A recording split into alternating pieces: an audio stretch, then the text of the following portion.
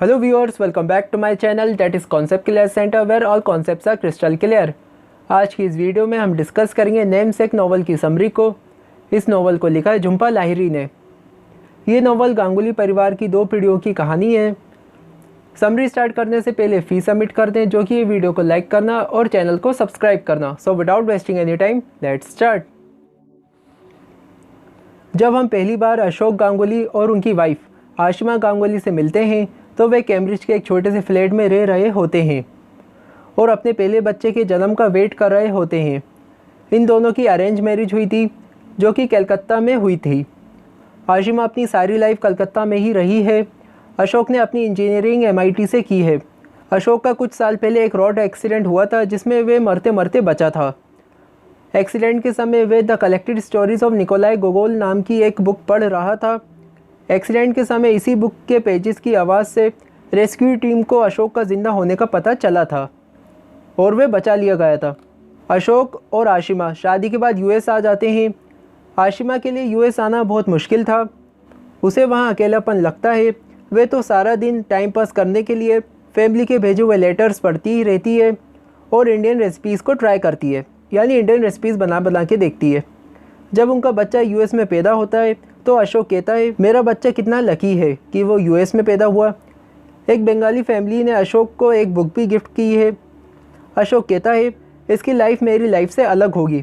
आशिमा को अपने बच्चे पर दया आती है, क्योंकि वे सोचती है जब ये बच्चा बड़ा होगा वे बहुत लोनली होगा, क्योंकि यहाँ उनका कोई रिश्तेदार नहीं है।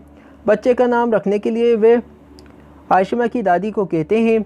आशिमा की दादी एक लेटर भेजती हैं, लेकिन वह लेटर आ नहीं पाता और टेम्परेरी उस बच्चे का नाम गोगोल रखवा देते हैं। मीन्स उसका पेट नेम गोगोल हो जाता है, जिसकी किताब ने अशोक की लाइफ बचाई थी। अब ये नॉवल हमें गोगोल के बारे में बताता है।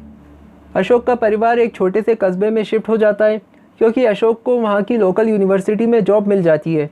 गोगोल अपनी माँ के जीवन में आए लोनलीनेस को थोड़ा कम करता है। जब गोगोल किंडरगार्टन जाता है तो फैमिली उसका नाम निखिल डिसाइड करते हैं।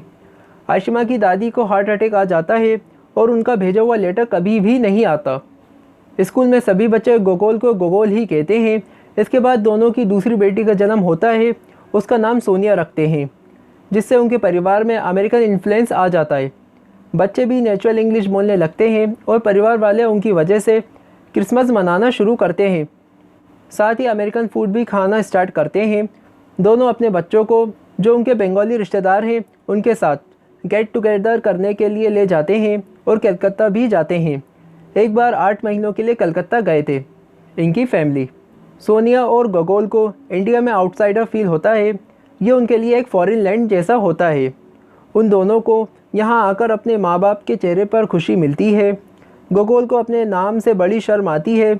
ये नाम उसकी आइडेंटिटी से मैच नहीं करता। उसको अपने नाम के पीछे की स्टोरी पता ही नहीं है। जब गोगोल 18 साल का होता है तो वह ऑफिशियली अपना नाम निखिल करवाता है और वह येल यूनिवर्सिटी पढ़ने के लिए आता है। उसका इंटरेस्ट आर्किटेक्चर में होता है। यूनिवर्सिटी में उसे उसका पहला प्यार मिलता है। उस लड़की का नाम रुथ होता है। रुथ कभी भी अपने पेरेंट्स से नहीं मिली है। दोनों 2 साल तक रहते हैं। फिर रुथ इंग्लैंड जाती है और इसके बाद दोनों का अफेयर टूट जाता है। निखिल जब भी घर जाता है तो उसके घर वाले उसे उसके पेट नेम गोगोल से बुलाते हैं। इससे वह अपने घर में आउटसाइडिंग फील करता है। कैलिफोर्निया से आर्किटेक्चर में डिग्री लेने के बाद निखिल न्यूयॉर्क में शिफ्ट हो जाता है और उसे वहाँ एक अमीर लड़की मैक्सिन रैटक्लिफ से प्यार हो जाता है, जो कि एक आर्ट हिस्टोरियन है। वह उनके घर रहने जाता है। वह एक रिच फैमिली है। उनका समर का घर अलग और विंटर्स का घर अलग है। उनका खुद का एक पर्सनल ग्रेवयार्ड भी है। इनका घर पैराडाइज लगता है। एक दिन अचानक गोगोल के पापा की डेथ हो जाती है हार्ट अटैक से, तो गोगोल वापस अपने परिवार में आता है। साथ ही मैक्सिन भी आती है। गोगोल को घर आकर बंगाली ट्रेडिशन में शांति मिलती है, जिनसे वह दूर भागा करता था। फिर थोड़े समय बाद वह मैक्सिन से दूर हो जाता है।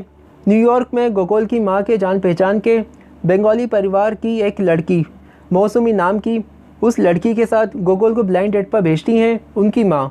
दोनों एक दूसरे को पसंद करने लग जाते हैं, क्योंकि ये दोनों ही अपने पास से दूर भागते हैं। फिर दोनों की शादी हो जाती है बंगाली ट्रेडिशंस में। इन दोनों के रिश्तों में 2 प्रॉब्लम्स आती हैं। पहली प्रॉब्लम है मौसमी का एक्स फियांसे ग्राहम। दूसरी ये है मौसमी हमेशा इंडिपेंडेंस यानी आज़ादी चाहती है। उसे लगता है गोगोल से शादी एक सेटलमेंट है। मौसमी का एक ओल्ड क्रश था जिसका नाम था डिमिट्री और उसके साथ मौसमी का अफेयर स्टार्ट हो जाता है और ये अफेयर 8 से 9 महीने तक चलता है। और इसके बाद जब गोगोल को इस बात का पता चलता है तो वह मौसमी से तलाक ले लेता है। इसके बाद नोवेल में हमें आगे पता चलता है कि सोनिया ने बेन नाम के एक ज्यूस लड़के के साथ शादी कर ली है और जो उनका पुराना घर था जिसे बेच दिया है, वहाँ सोनिया अपना लास्ट बंगाली क्रिसमस मनाने आई है। आशिमा अब ये डिसाइड करती है कि वह 6 महीने यूएस में और 6 महीने कलकत्ता में रहेगी।